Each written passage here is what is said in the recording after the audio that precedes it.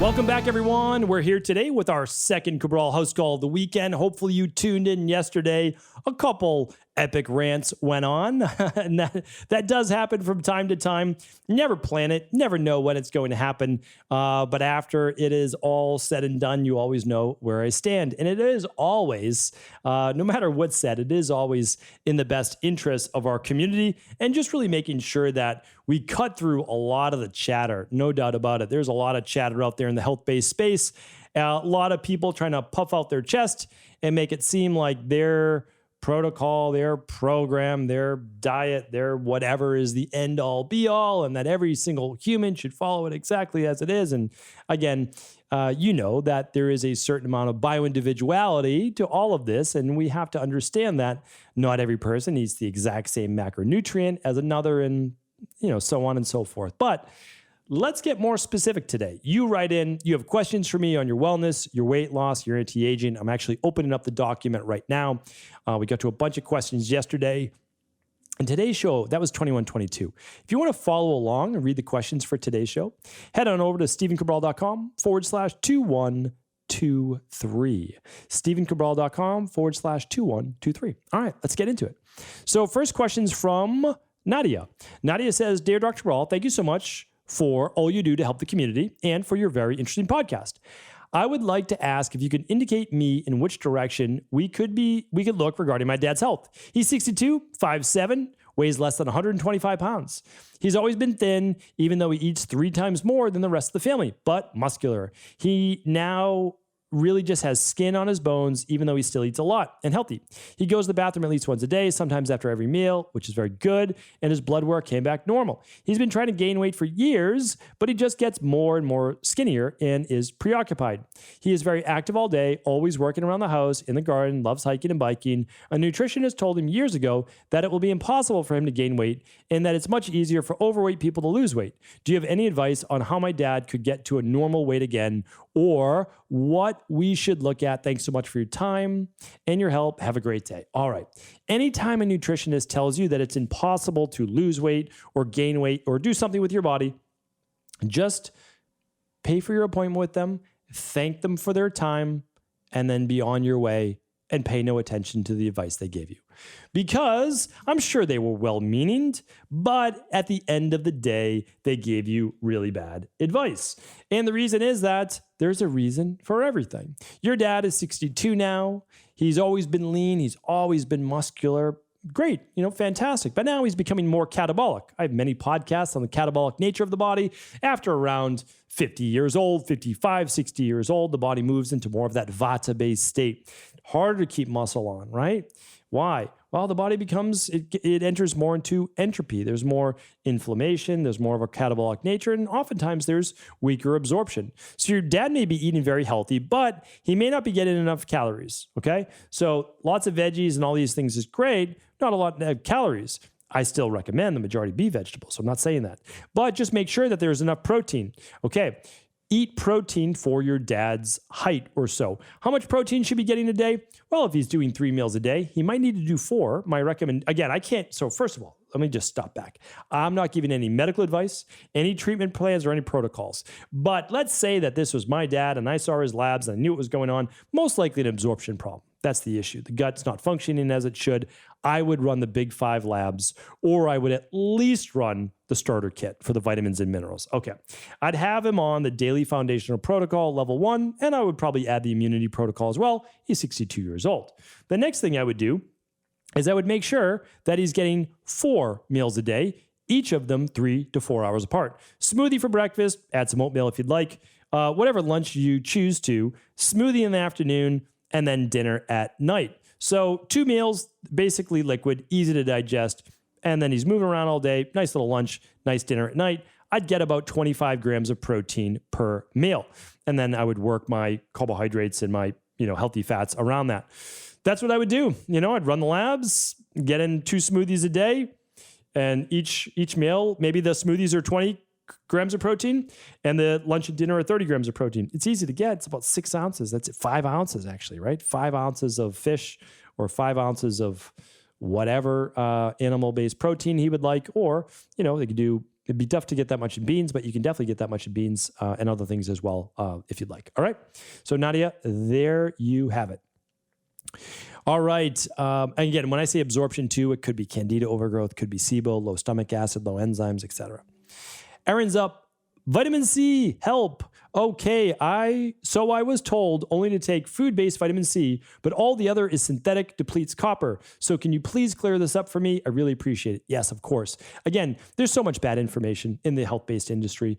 I get it. I was an idealist one time too. We're going to do this all food-based. Okay, food-based vitamin C are often derivatives of, if you're lucky, sometimes they're lab created, but if you're lucky, because they say food, but what are they extracted from?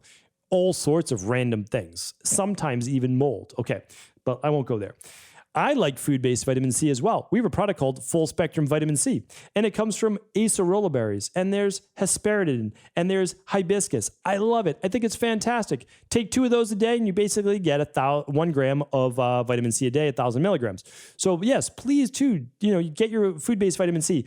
But at the same time, food-based vitamin C comes in healthy forms from citrus-based fruits for the most part.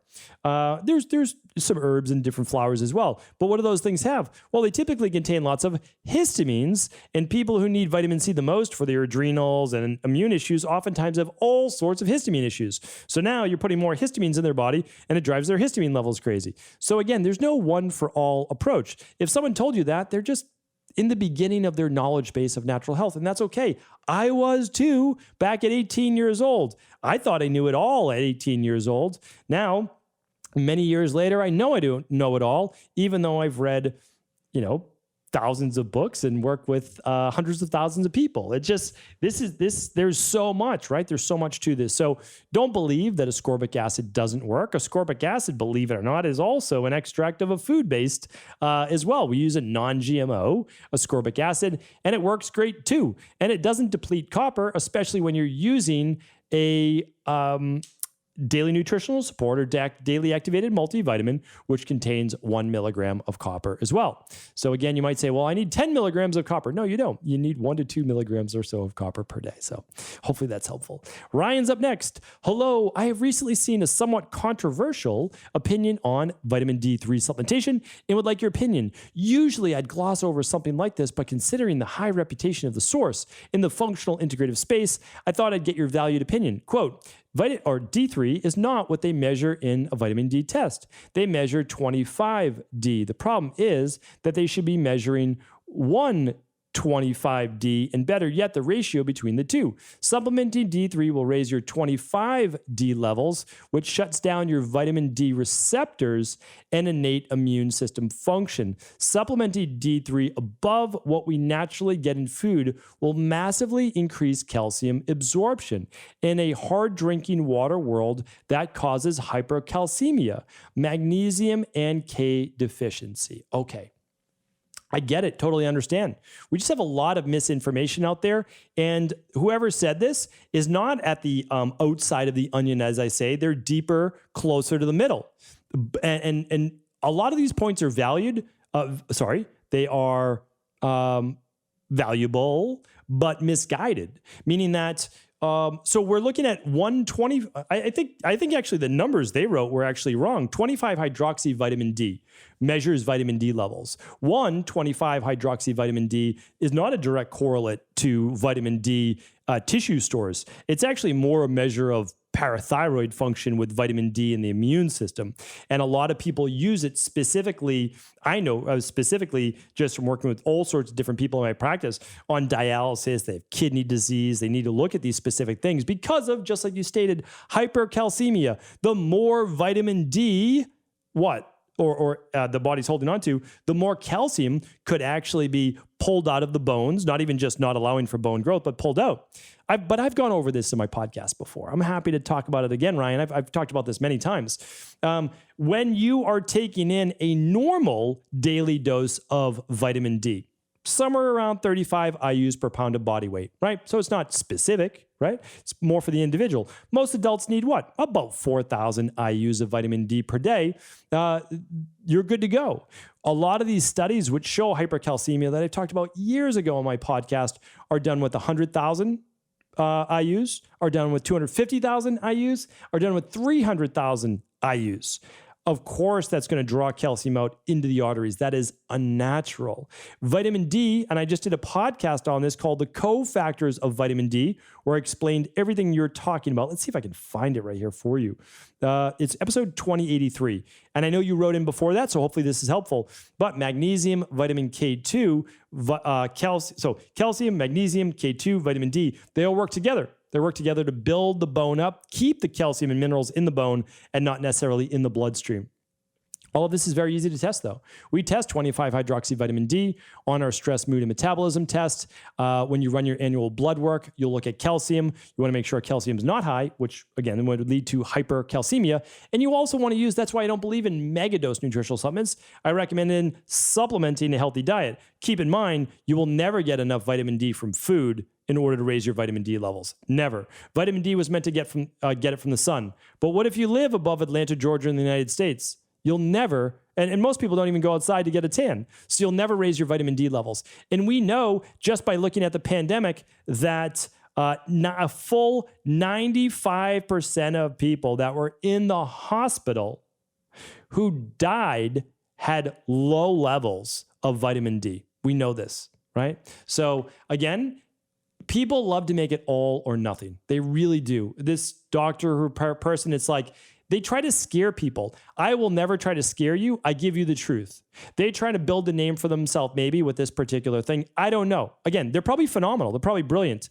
This is misinformation, or it's positioned at least to scare people. A dose of vitamin D, low level, 35 IUs or less, and then testing your vitamin D is the perfect way to supplement, not mega doses, not even 10,000 or 20,000 once or twice a week. No, low doses, how you would typically get sun most days of the week. Hopefully that was helpful. And again, this could be pulled out from a much larger article. So the whole article might have been perfect. You're just pulling out 5 sentences. So again, I mean no disrespect to anybody who wrote this, because they could have been taking this in a different direction that I just don't know about. All right. Next up is, let's see, Jamie. Jamie says, "Hi, Dr. Cabral. Thank you for all you do. I've been listening for a very long time. I'll try to keep it short, as I did try to search if you had talked about this before, but couldn't find anything. I currently see a doctor who claims to be an integrative doctor local to me. I'm 33-year-old female. I weigh around 130 pounds. My symptoms have been thinning hair, nail fungus, zero libido, zero energy, PMS 2 weeks prior to menstruating. This has been for many years. Increase of stress the past 2 years due to job. He did lab work. Thyroid levels are low. Vitamin D low. He also told me that I should be taking progesterone, low energy. Long story short, I'm taking T3, T4, 15 micrograms daily, along with some fish oil, D complex, magnesium, more lab work recently for my IGF-1. All right, let's see what else is going on.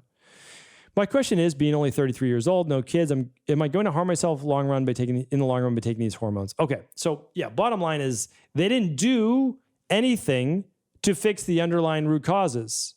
So this person could be a functional medicine doctor, and a lot of medical doctors call themselves functional medicine doctors, but all they're doing is prescribing hormones. Like, this is what we see all the time in our practice. And sure, maybe you're doing the fish oil, the omega-3 support, and the B complex magnesium, which is great on your own, right?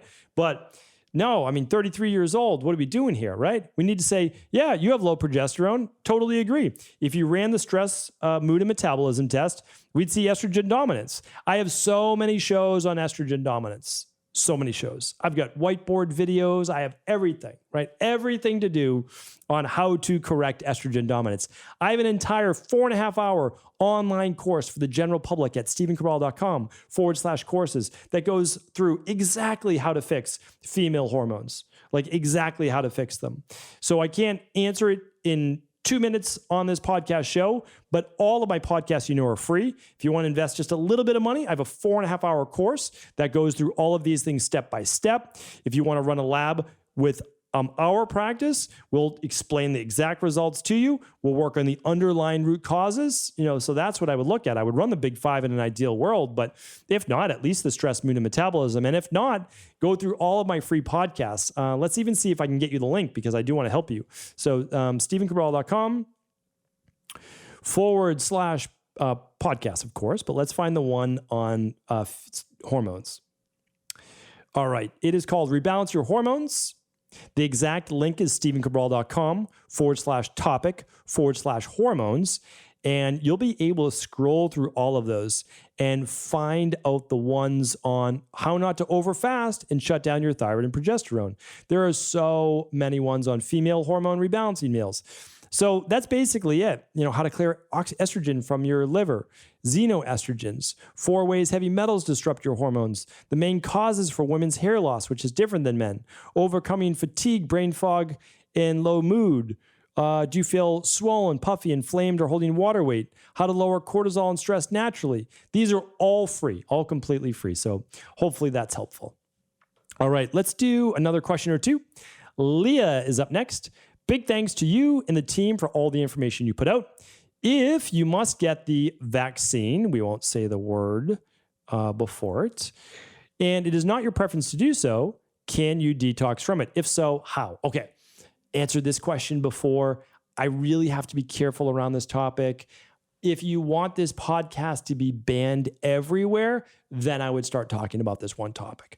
Most people know how I feel about this topic. I don't need to come out there and necessarily say it. I am here to support every individual on this planet who wants to get well, heal, and just try to do the right thing for them. So whether you end up getting the vaccine or not getting the vaccine, I am here to support you. If you want to do something to improve the overall immune system and detox the body in general, I'm not applying it to this particular vaccine. What I am saying is this.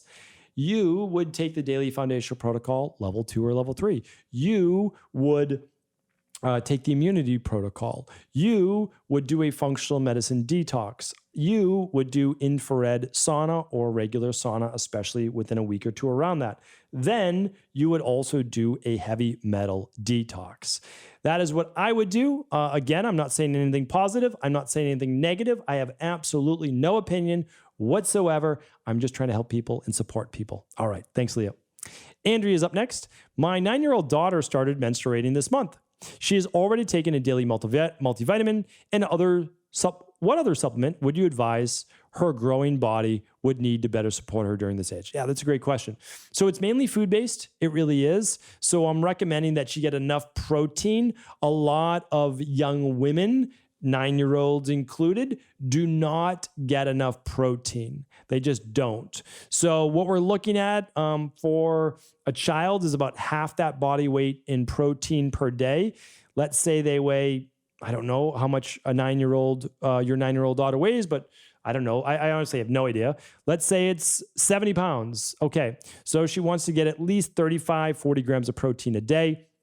Shouldn't be difficult to get, right? 3 meals a day, 10 to 12 grams of protein at each meal.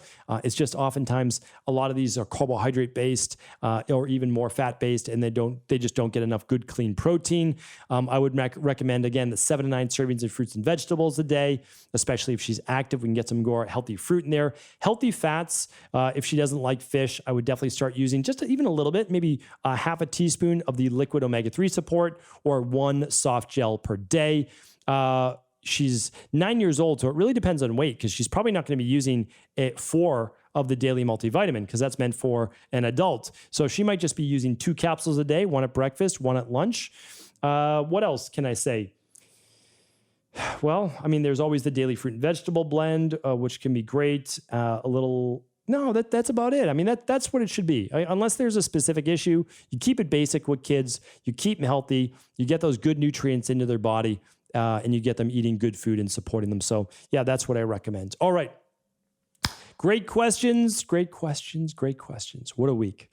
So thank you so much, everyone. Appreciate you. Thank you so much again for your support, your reviews, all of your shares. Always, of course, please do feel free to share the show.